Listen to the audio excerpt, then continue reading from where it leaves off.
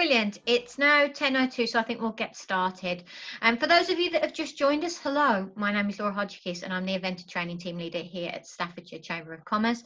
Today, our webinar is Secrets of the Buyer-Seller Dance with Roy Johnson. So we're really pleased to have you here today, Roy. So thank you so much for joining us. And for those of you that don't know, we cannot see or hear you today, so it is via the chat and the Q&A buttons at the bottom. And Roy's just let me know that he's happy to take questions the whole way through. So it's over to you, Roy. Good. Thank you very much, Lisa. Thank you. It's a pleasure being here on a Staffordshire Chambers event. Happy Wednesday morning. It's a beautiful day in Stoke-on-Trent, and I'm just getting a cup of tea delivered as we speak. It's a perfect day. So today we're going to be talking about the buyer-seller relationship, or as I call it, the buyer-seller dance. Some of you might know I own the Sandler training for the M6 corridor. We're a sales and leadership training company, and we're going to be revealing some secrets today of what those pesky buyers are doing to you. Let's I'll get the cursor right. Oh, look at that. Technology's failed already. There we go. So something I learned from my esteemed colleague Matthew is I've got a QR code on my LinkedIn. If you take a photograph of that, or even jump in to the LinkedIn app. If you look at the app, you'll see the little box in the corner where the arrow is pointing to, and you can see and scan the LinkedIn code and connect if you wish. I get it. So let's move quickly on. So some of the people that we deal with, the sort of things that we're going to start talking about today. This is the Sandler system, and we've been beta testing it on all of these people that you see before me. Companies like Honeywell, JCB, Boeing, the small organizations out there in the world. We've been beta testing it, so it's absolutely perfect for this event. Honest. So one of the things I'd like to know is pop in the chat why you're here, what you would like to learn. And I'm going to keep an eye on that, and my colleague Matthew is watching this as well. And if I can weave some of these things into the conversation, I will do my very best. Oh, it looks as if I've gone a little bit blurred. There we go. What you'll also see in the top corner, you'll see my QR, just to give you a few goes at seeing this before that will finally drop off until the last slide. So what this is about is, we call it the buyer-seller dance, but it's what buyers are doing to sellers. And they were doing it before COVID, but I guess compared to before COVID, they're going to be doing it even more after COVID. And things like, people say to us things like, we're sick of chasing buyers, we're sick of doing a lot of work getting nothing back, we're sick of arguing with them, and we're when you enter into negotiations, I think one thing I'd like to take away, when you enter into negotiations with buyers, you never end up better off. Something always gets worse for you personally. So we're going to be discussing this today. Oh, we've got some things here. There we go. Thank you very much, Rodney. Never been sales trained, manage a sales team. I need all the help I can get. Well, me too. Everything. I appreciate everything. How to deal with objections, what your competitors are doing, and we'll do a little bit of that. We're going to be talking about sales process today. Well, the thing is, what we're looking today is giving you an appreciation of what buyers are doing to you, so you will at least see it and be able to prepare for such a thing. And really, it's all about selling more. And I guess if you're connected to us on LinkedIn, you'll see we've been doing a podcast, how to sell more when people are buying less. And it's going to be tough. Let's be under no illusions. The next 6 to 9 months is going to define the performance of our companies, and how we get out of this thing. So, how to get the most out of this session? Participate. Absolutely participate. Any questions? I'm going to be watching. Matthew's going to be supporting me on this. So some of the things you might be saying to yourself throughout this event, things like, I sometimes do some of that. And that's good news, and you'll probably see some of the things that you do some of the time.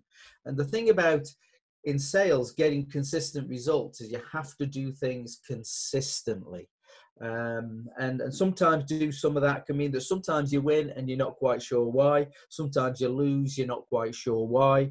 So we're looking at putting a bit of consistency into the sort of things that you're doing. I'm going to be talking about some things and you're going to say, that looks hard. If there was a magic bullet and it was easy, everyone would be doing it. But I think awareness is the real king here. If you know what's happening, at least you can see it and prepare for it. And we've already heard this from Rodney. I'm not a salesperson. Yeah, if we're in front of prospects, potential future clients, we can call ourselves whatever we want. They're under no illusion that's what we are, no matter what it says on our card. Sometimes you might be saying to yourself, my market, my business is different. What we're talking about here doesn't apply. Just like take into account that we're going to be talking about new clients, not the people who know and love you for the way that you are. They don't treat you this way. It's the people who don't know you, the people who you're trying to bring into your portfolio as a client to help your business either get to the next level or just get through this terrible economic situation we're going to find ourselves with. I'm too busy to learn new stuff, and that's a curse we all have. We do get busy. However, here's the basic rule, basic physics of business. Nothing is bought until something is sold. Nothing is sold until something is bought. And sales cures all business problems. We can try and manage our way out of this. We can try and reorganize. We can try and cut costs. But ultimately, all of that will be for nothing if we don't sell. Now,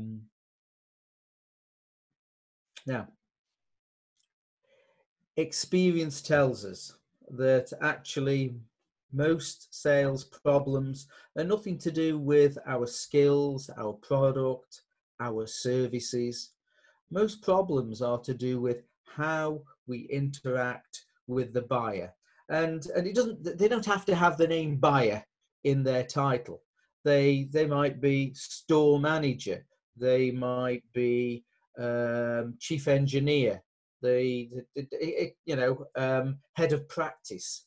They don't have to have buyer. When we talk buyer, we're talking the person who has the money and the power and the authority in order to buy. So,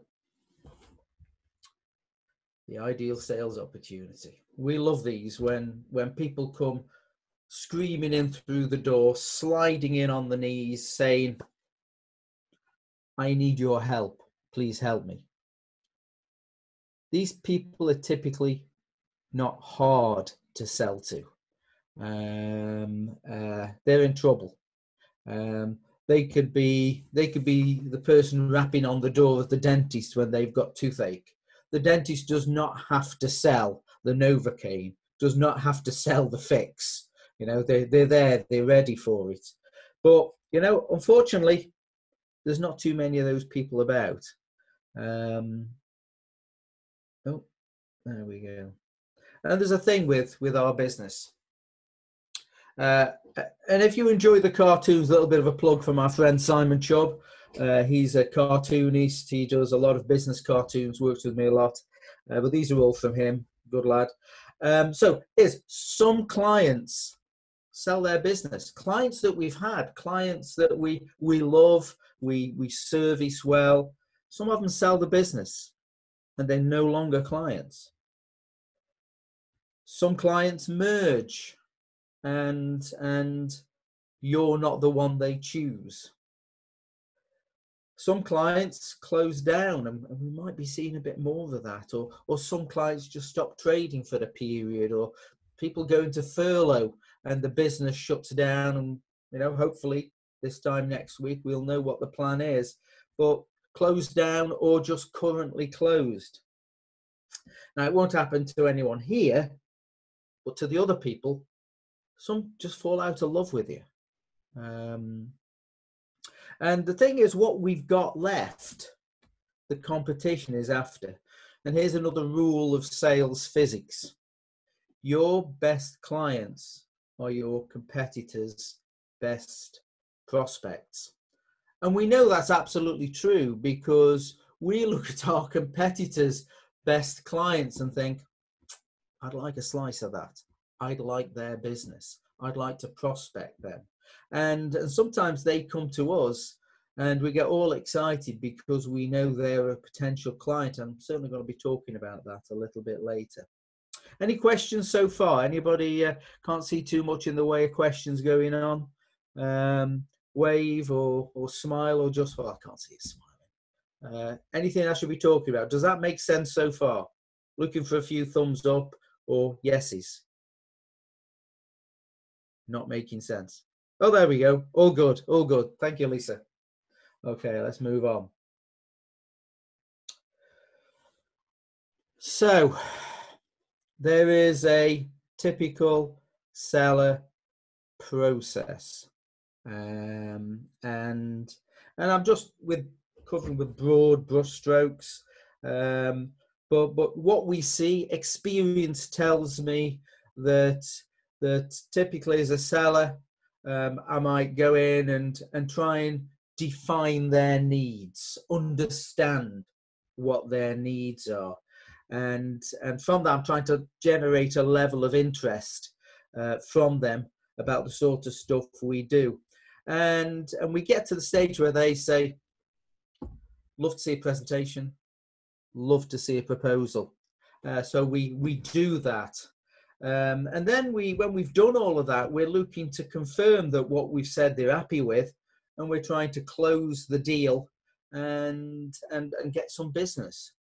But what happens is they typically come back with some more questions because they're interested.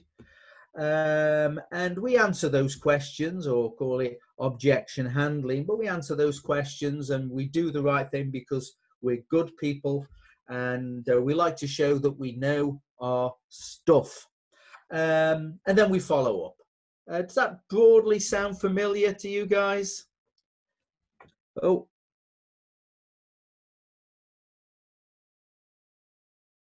Want to participate, pull down menu, all panelists, and not just, right, okay, so Matthew's put a comment in the chat there. Well, that's broadly what we see. The thing is that the buyer also has a system, and here's the bad news. The system is not balanced in your favor. We have this process: needs analysis, generate interest, present, propose, close, handle objections, and follow up. Unfortunately, the buyer has their system. So we're looking to generate interest. Now, again, remembering, this is not the people who know and love you. This is not existing clients. These are new people. So we're trying to do a needs analysis and generate some level of interest. And the first thing that they do is lie to us.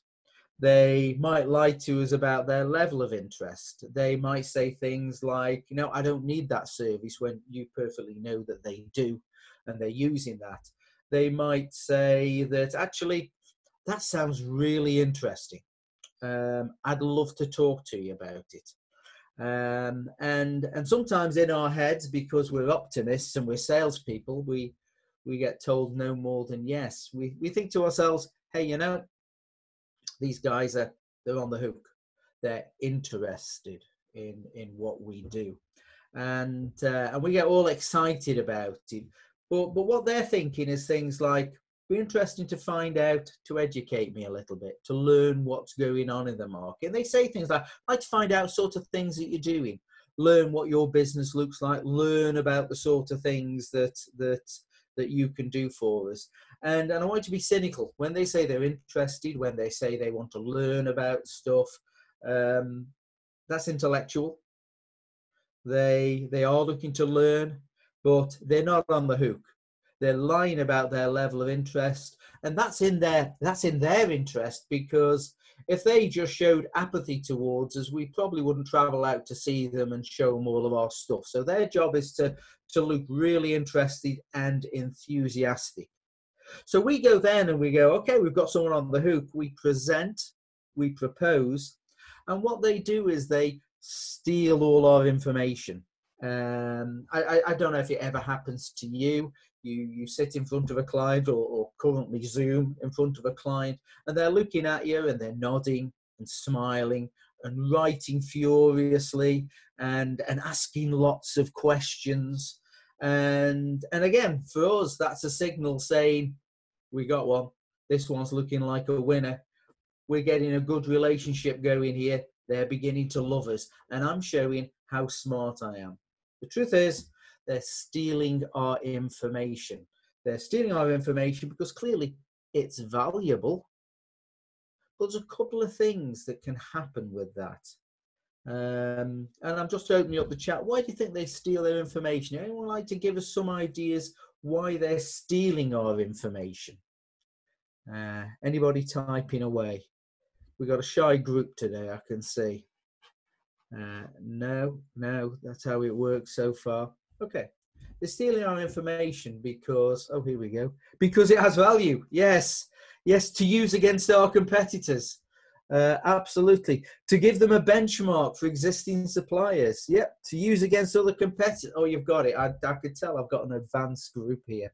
Yeah, it has got value, and we're giving it away for free. And when you, all these things does not say things like,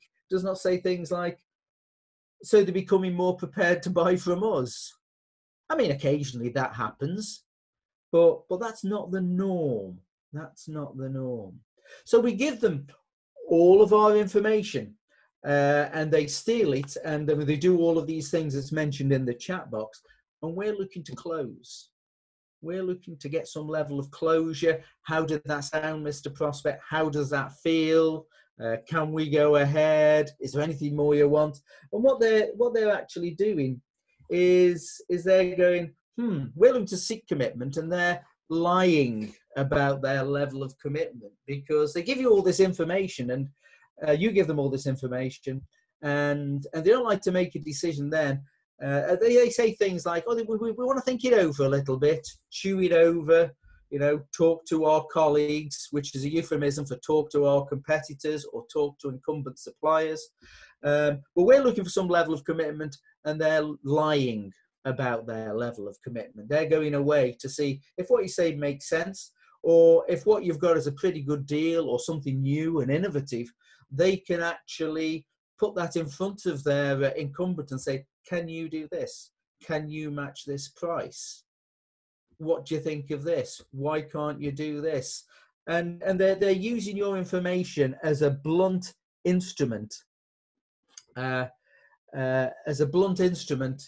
who to use against us. What we got there, Martin. In my experience in 30 years of selling, it's always willing buyer, willing seller. I like that phrase. I'm not sure as I understand it. Just type a few more things. I'll come back to it in a second. And I love the idea of a willing buyer. And a willing buyer is in pain, and we're certainly going to be talking about that in a second. But what they do is they come back with some objections, because their incumbent or the competitors have said, but what if this? Can they get it delivered in this time? Does it come in this color, shape? Does it come at this, packed in this way? And these are what we call objections, and these are opportunities for us to show how much we know about our product and service.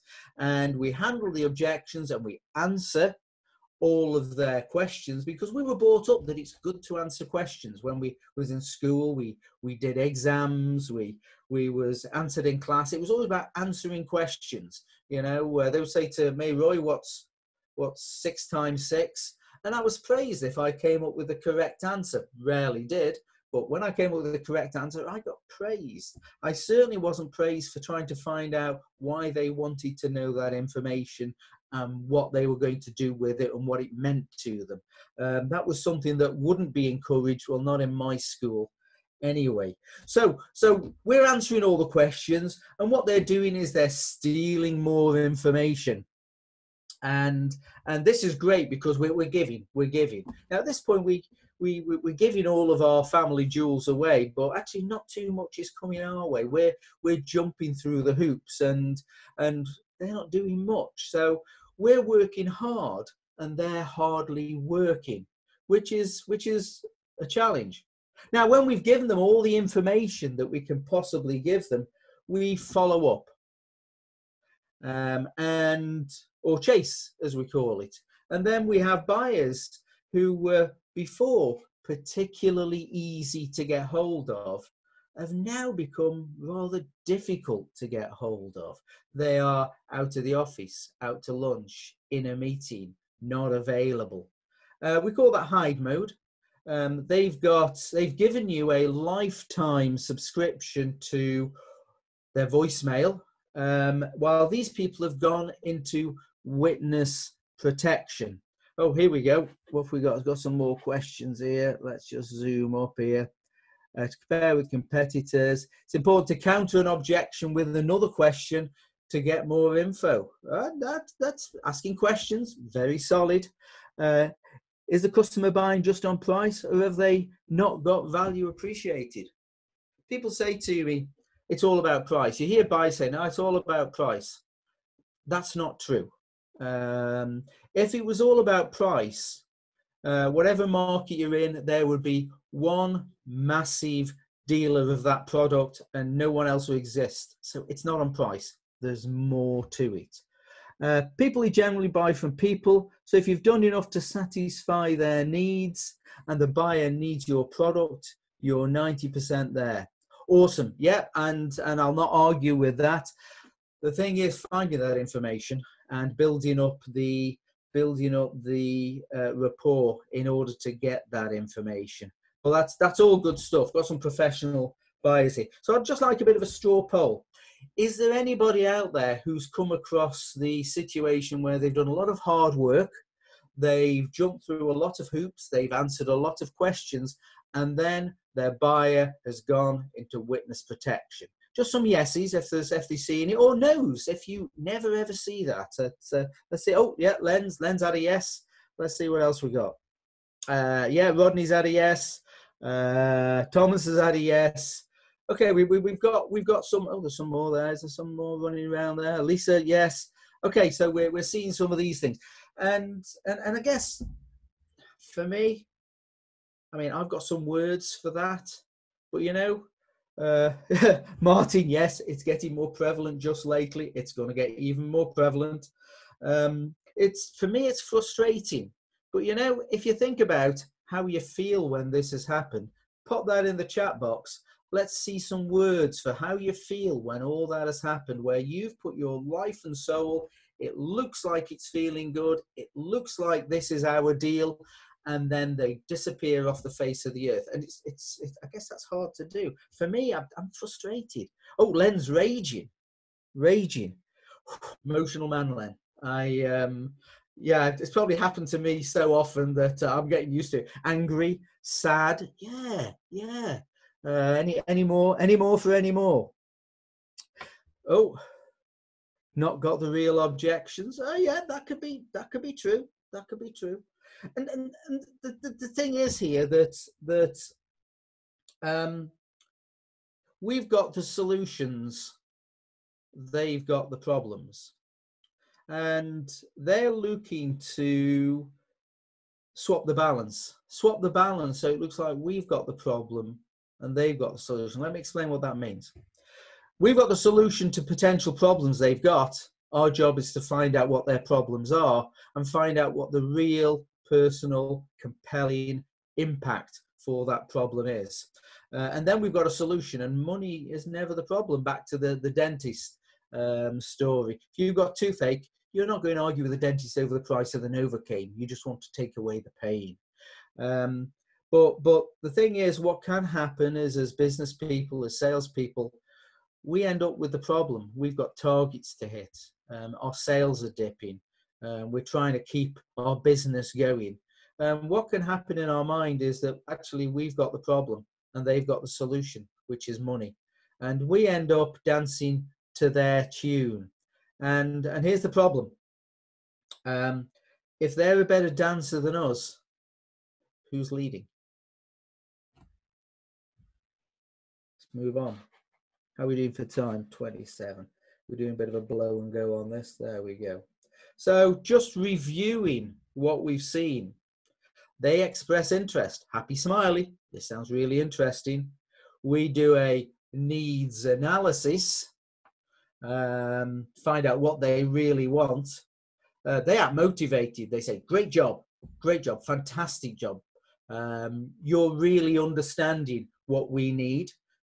Send us do us a presentation, send us a proposal. We do that ever so enthusiastically.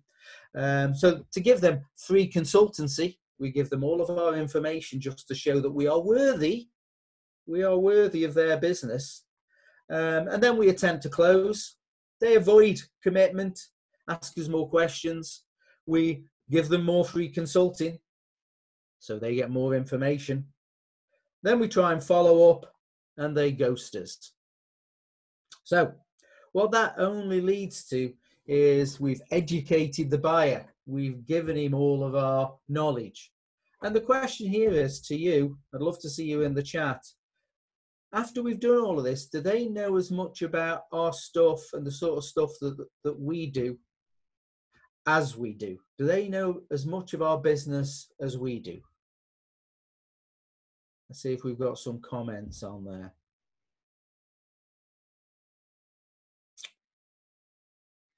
Nope, slowing down. Okay, so we've got an educated buyer. We've got a frustrated salesperson, or raging, or angry. So what we want to do is, what happens when the buyer's in control? We're going to talk about that in a second. Excuse me.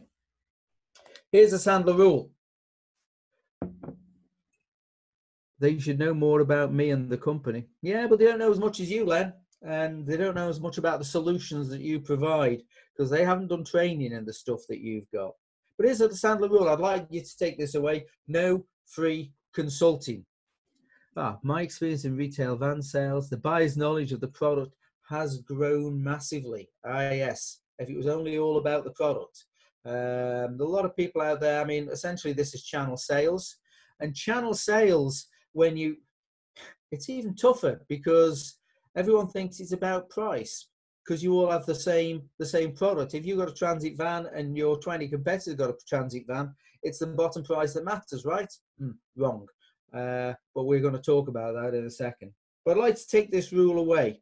If your mouth's open and you're educating them, you're doing free consulting and you're not learning anything.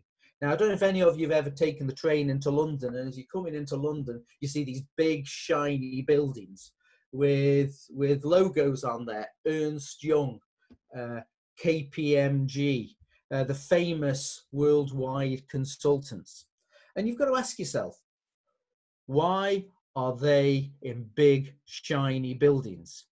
Well, the first thing is they don't do free consultancy. They don't give it away for nothing.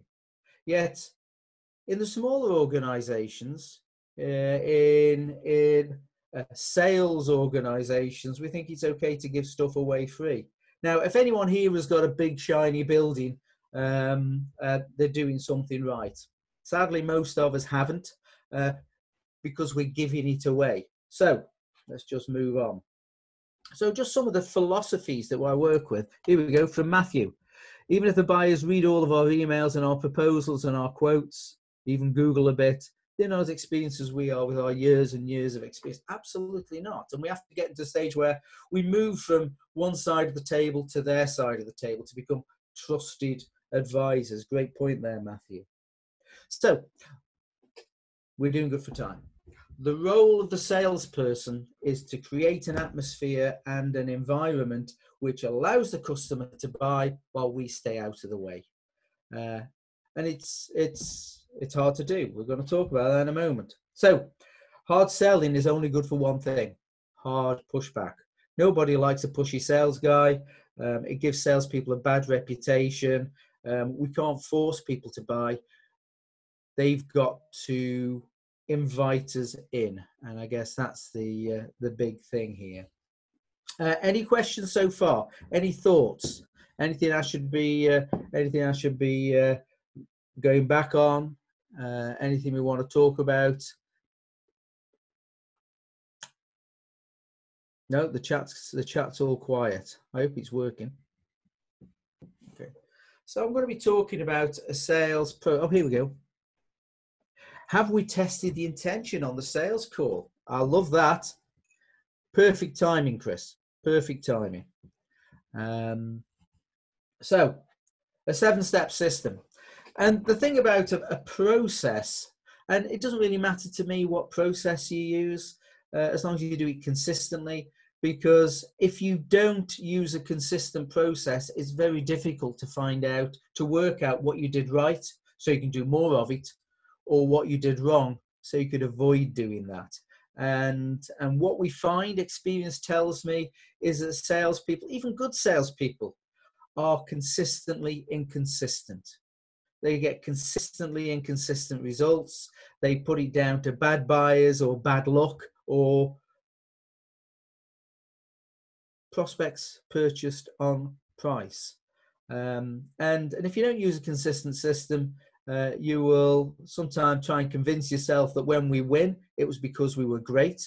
And if we don't win, it's because of some external force. A system will get you out of that, whatever your system is. It will allow you to identify that's where it went right, we'll do more of it, or that's where it went wrong, we'll try not to do that again. And we're looking here within the Sandler system. The first thing we do, step 1 and step 2, building the relationship. And the relationship is all about building a relationship of trust.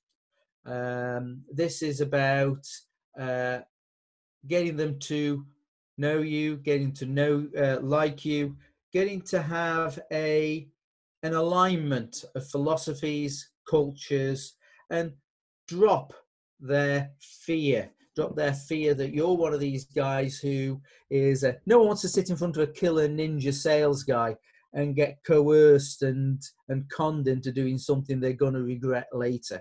And that's really what we're up against when we first meet them. So our job is to align our cultures, align our views, build a relationship. Step 1. Now, here's the rub. If we cannot have a decent, open relationship, what are the chances of us being able to sell to this person?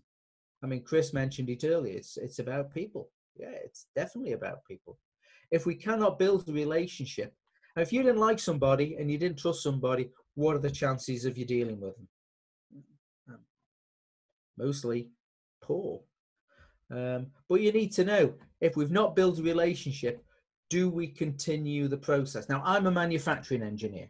I automated plants around the world, everything from nuclear power stations to making biscuits in your Doxeter. And the thing is, when we start off with the manufacturing process, we start off with a raw material and we add value to it. We heat, light, other products, and we do something to it. And then we check it out and say, did that work? And then we make a choice. If it worked, we continue to the next stage. If it didn't work, we take a view, do we rework? If we can't rework, do we scrap? Now in sales, what can happen is we go through a process and we ignore if it's worked or not. and we just continue ploughing through the process until the end they say, sorry mate, it's not you. So if we have a process, we can say, did that bit of the process work? And if it did, let's continue. If it didn't, is there something we can do to fix it? And if we can't fix it, get the hell out and go and do something else. I don't know if there's anyone out there, perhaps not, but who's done right to the end, worked really hard, done the quote, done the presentation, spent hours, days, weeks, months following this thing through to discover it's not you. If you can work out where it broke, you can get the hell out or fix it. So first thing, bonding and rapport. Can we actually build a relationship with this person? If we can't, it's probably over. Time to get out and go and do something else rather than jump through their hoops and waste time. And once we've got to the stage where we can actually work together and have a decent relationship, and a relationship built on trust and mutual respect. Now, this is all about us working together, an equitable relationship. Once we can get through that, we go to an upfront contract. And an upfront contract is just to explain what's going to happen before it starts at every interaction. And we have to agree that, Mr. Prospect, you're going to want to know things about me. I'm going to have to ask you a lot of questions in order to get to a stage where I can actually provide the right solution for you. Is that okay? Now, if you put it in that way, we're bringing down their level of anxiety and they're going, yeah, that makes sense. But what we're doing is we're easing them into our system and out of their own system. We want to be leading this process. So upfront contracts, we build an upfront contract, how we're going to work together. And this is just building the relationship. If we cannot agree a way of working together, it's probably over. Get the hell out. So qualifying the opportunity. This is the most important part. Have they got pain? This is not needs. Pain is compelling, emotional, personal pain that affects them. If you can't fix the pain, if you haven't got a solution for the pain, time to get out. But say they have a pain and you can work with that. And pain is not needs. Pain is needs on steroids. You have to get to that point. And that's for another discussion. But let's say we found the pain that we can fix and there's enough of them. Have they got the money to fix it? Because sometimes people have got pain, but they've not got the cash. And they might not be willing or able to spend it with us. They have to have both of those. They could be willing but not able, or they could be able and not willing. But either way, if they haven't got that control over the cash, it's probably not for us. Time to get the hell out. Because sometimes they say, yep, we'll pay whatever it takes. If they can solve our problems, we'll pay it. Cash is not a problem. Money, budget is not a problem. Be very afraid. When they say that, they typically have no money. And you'll find at this point, the people with no money have the most interest and the most enthusiasm because they're getting free consulting from you. Next step is decision. Are we talking to the right decision makers? Do we know how to get to them? This is where buyers lie. I'm not saying buyers are liars, but sometimes they stretch the truth to protect themselves, protect their ego, hide from a killer ninja sales guy. We have to use tools to detect, are they lying or not? I don't know if anyone here has ever felt they've been lied to by decision makers. I know it happens. Experience tells me it happens a lot, especially to people we don't know. Well, what we've got here is a qualified opportunity. This is someone who we know has got the sort of pain and enough of it for us to fix. They have the money and enough of it, and they're willing and able to spend it with us. And the decision makers we're sitting in front of, we have access to. The people who can cut the check, we have access to these people. And once we've got a qualified opportunity, we can then do the stuff that we normally do, the present, the propose, the stuff we're really good at, show our stuff. Now, the thing is that if we can't get the right amount of pain, we get the hell out. If they've not got the money and we've not identified where the money's coming from, we get out. If we're not in front of the decision maker and we can't get in front of the decision maker, we get out. And that saves us time. But what we're doing is we're keeping them in our process and the decision is ours and theirs. And in the upfront contract, we say, hey, look, sometimes during this process, I might decide that this is not a fit for us. Would you be upset about me saying something like that? On the other hand, you might find this is not a fit for you. I'd really appreciate it if you tell us, so we save each other a bit of time. Is that okay? It's an equitable relationship that we're building. So, fulfillment, that's where we do all our stuff, the stuff that we're so good at. And the post-sale for us is just an area where we say, what happens when you go back to your incumbent and say, hey, I'm moving supplier? How do you deal with that? Because they're incumbents, they have a relationship, like you have a relationship with your suppliers. And what sort of conversations do they have with you when they're saying, au revoir, we're moving somewhere else? We need to plan for that. We need to prepare that. Now, what can happen? What can happen? And I'm not saying it happens to you, but sometimes out there, we can go straight from, let's go to the next one. We can go straight from bonding and rapport, we're building a great relationship, straight through to the quote. And we've missed these important steps in between. And what that does, that leaves in the buyer's system. The buyer likes us to be in their system. So we give them free consulting, jump through their hoops, waste our time, miss our targets. And that's less than ideal. Any comments so far? Let's see what we got. Still do it, qualify the man every time. You know, it's important to know who's got the money. Absolutely. Willing buyer, willing seller. Indeed. And sometimes we can't find it. Are they really a willing buyer? So some of the things we're going to see during COVID, some of the COVID challenges.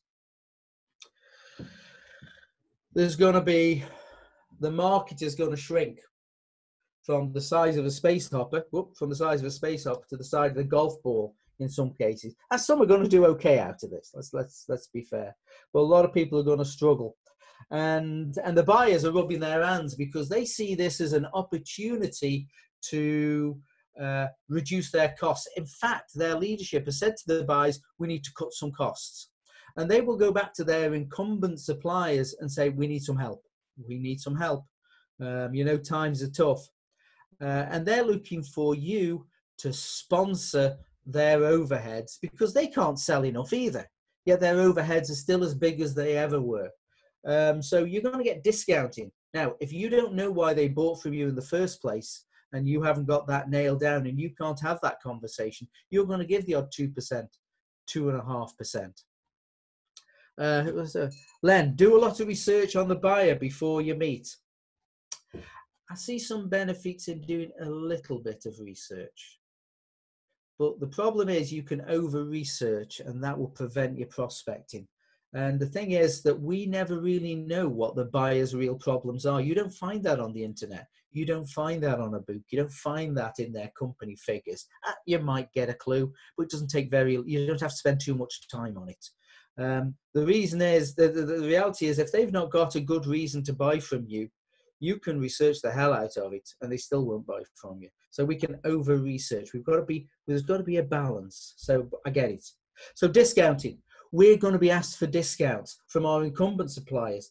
But what's more is new people are going to be contacting us. New prospective clients are going to be contacting us. We're going to get very excited, give them free consulting. And all that happens is they give our prices to the competitors and say, match that. So we can, or so they can cut their costs. You'll get the margin erosion. You'll get new prospects, get very excited. Your existing clients will nail you for this. You have to prepare. You have to know why you sold to the last guy. Because if you let them commoditize it a year, 2 years down the line, commoditize what you've got, and they've forgotten why they bought from you in the first place, you could end up losing your margin. Sometimes we have to approach them.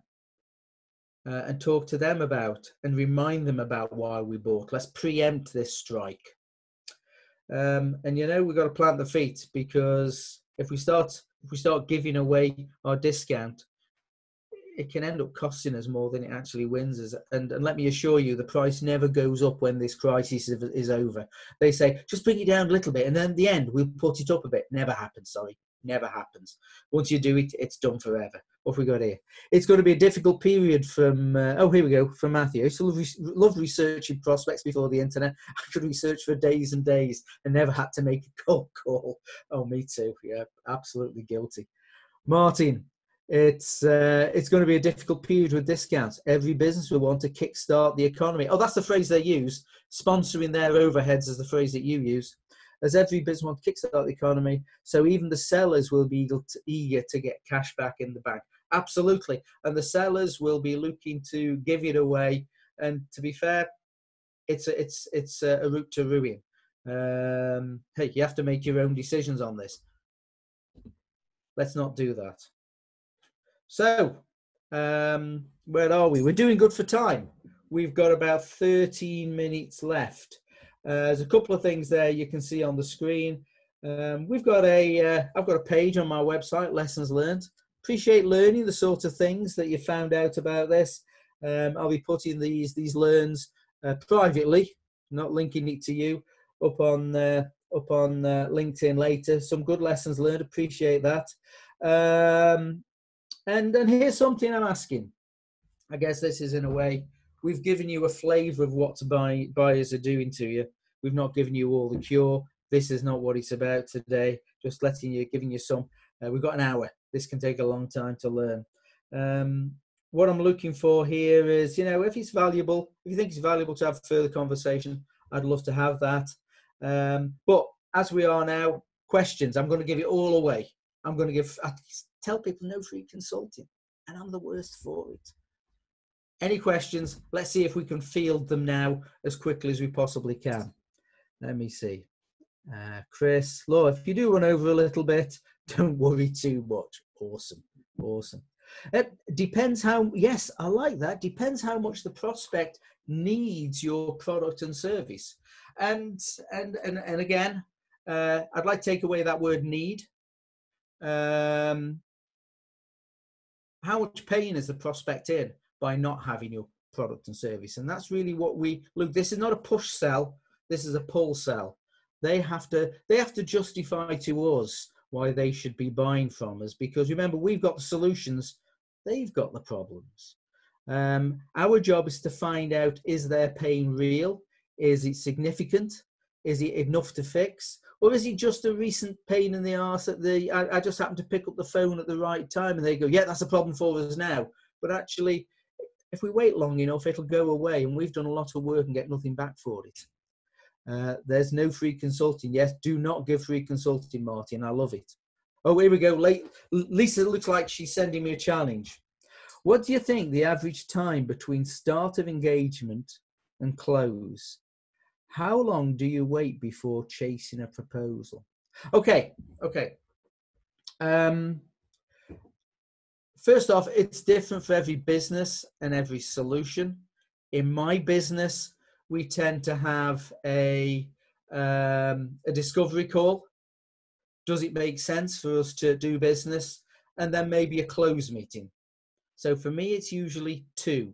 Now, when I was in engineering, dealing with trying to stop nuclear reactors from blowing up, it could take a bit longer. But you should know what that time is, and you should know what steps you need to take. And you can only decide that. And you can get that from successes. So typically, if you find that successes, we have an initial phone call, we might have a meeting, and we agree certain things in the meeting, and then we close. If you find that you're not having 1 close meeting, but 3 or 4 close meetings, it's probably not you, or you've done something wrong. And this is where process comes into it. You need to know what to expect. And you can never blame a prospect for doing something you haven't told them they can't do. In the upfront contract, you say, well, typically for this sort of deal, this is how it works. We have the discovery meeting, we have the close meeting, we decide to work together or not. See what they say. Let's agree a strategy together. I think together is the important thing. Hang on a second. How long do you wait before chasing a proposal? Fabulous question, Lisa. Really appreciate that. The thing is that before you give a proposal, you get them to agree with you what you should do next. If they say, I'd love to see a proposal, it's okay to say, appreciate that, happy to do that, happy to give a proposal. What happens next? Let's get it in the diary. If I send you a proposal today, when should we next speak? Now, here's one of the things. If they say to you, well, let me read it first and talk to a few people and I'll get back to you, or I'll think it over, you're in trouble. You need to go back. You need to find out what you've missed. If you've got pain, if you've got enough pain, they will put it in the diary. If you're chasing a proposal, you haven't laid down the ground rules soon enough. So it's okay before you do a proposal to say, when are we going to talk together next? What's going to happen next? And if it doesn't suit you, disqualify. Get them out of your world. Where are we? Thoughts? Did that cover that, Lisa? Just say yes or no. Let's go to Martin. How successful you are in sales is defined by how many awkward conversations you are willing to have. Love that, Martin. Yeah, great point. Yes, it definitely is. And it doesn't have to be awkward. You have to ask permission to have awkward questions. You don't want to make these people feel uncomfortable. From Len, how often do salespeople get a no and just move on to the next target without doing a review on what went wrong? Well, actually, quite often, because they externalize. They say to an idiot buyer, the guy's stupid. I couldn't get to the decision maker. He wasn't listening. He's left with the problem. The thing is, what I think is a bigger problem, Len, is not so much not reviewing what went wrong. Do we review enough what went right? Because what can happen, I mean, probably not in your organization, but what can happen is we take successful sales as a badge of honor saying, we are awesome. And we never really look at why we won it, what the techniques we use, what sort of things we discussed. We don't make good enough notes. We don't pre-plan. We don't post-call debrief. So we never really know why we won. And what we hope is that next time we might do enough of those things in the right order. And we hope and wish that it'll come true. So absolutely, a post-mortem is great. But, you know, if we win something, there's a lot of value in finding out why. Lisa answered Lisa. Any other questions? We've got about 6 minutes to go. I'm sitting here, I'm giving it all away. Feel free to ask anything. And again, if you'd like to have a chat, put yes in the chat or privately, or connect to me on LinkedIn. Love to have a chat. Chris, I think if you're chasing a prospect, you will have missed something out of the process. I think you are absolutely right, Chris. Yep, if you're chasing, it's probably over, because if they're, you don't have to, if the dentist calls you back when you've got toothache and say, come in now, you don't miss that call, do you? You hang up, you jump on it, you don't accept any other calls. If you're chasing, yeah, it's probably over. It's probably over. If they've gone into hide mode, if they've gone into witness protection, it's over. Matthew, if they say think it over, the only person thinking it over is you. They've already moved on. You know, I'd like you to write that and stick it up on your wall, because that's the stuff of nightmares. Let's see what we've got. Yeah, if you want to chat in the future, feel free. Love to speak to you. I think there's the link again. If you want to connect with us on LinkedIn. Was that of any value? Am I the only one who doesn't know the TIO? Yes, think it over. The only one thinking it over is you. I'm here for a couple of minutes. I'm here for another 5 minutes. I think we got it all in. Thanks for coming along. I'm here for questions. My number, 07867 525 868, 07867 525 868. Let me see what we've got here. We've got some more here. Great stuff. Thanks. Oh, thank you, Matthew. Chris, interest gained, interest retains, need appreciated, knowledge gained, suitability appreciated, desire to buy, value appreciated. Yep, all of those. Love it. Lisa, thank you. Is there any guidance from Regan? Is that Regan?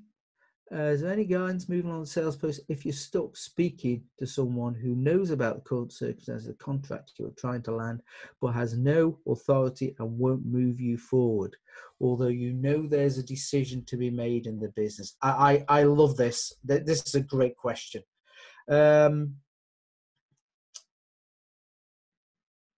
Here's the thing. A lot of people don't want to move on to the decision maker because they're scared of upsetting someone who is never going to make a decision. And it's a bit of head trash. We don't want to upset people because we're nice people, right? We're nice. We're nice. But sometimes if there's something there to be had and you can't get to them, you've got to be committed. Now, here's the thing. Sometimes these people are sent out as information gatherers, and they collate the information and take it back to the decision maker. Here's a question I'd like you to ask. I know it's not down to you, it's down to someone else. But if it was down to you, would you use what we have? And if they say no, it's over, forget it. If they say yes, your job then is to ask more questions. Why? Why would you do that? What's the benefits to you? Why wouldn't the company move ahead? Based on what you've said, why wouldn't we talk to the decision maker about this? And if you can't get any further, push them out of the way, go and talk to the decision maker. I know it sounds harsh, it sounds brutal, but you know, we can spend a lot of time wasting time with people who will learn loads of stuff about while we're living in a cardboard box on the side of the road. It's not good. Let me see. Talk later. Chris, no matter how accomplished a salesman, always worth revisiting with sessions like this. Cheers, guys. Thank you very much, Chris. Doctors reviewed the symptoms. I need to learn the cure. These sessions have made me more into sales training for my teams, but it's not the easiest time to commit discretionary spend.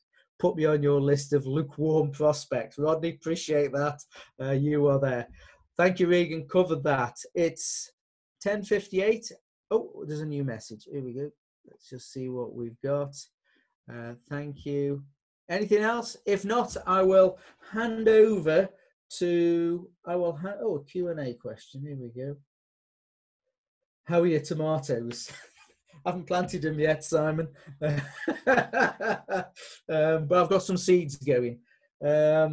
Let's see what we got on there. I'm going to hand control over to Lauren, if I can find out how to do. Oh no, she's there. Hello. Hi, how are you? Still here. So I'm just going to reclaim the host position.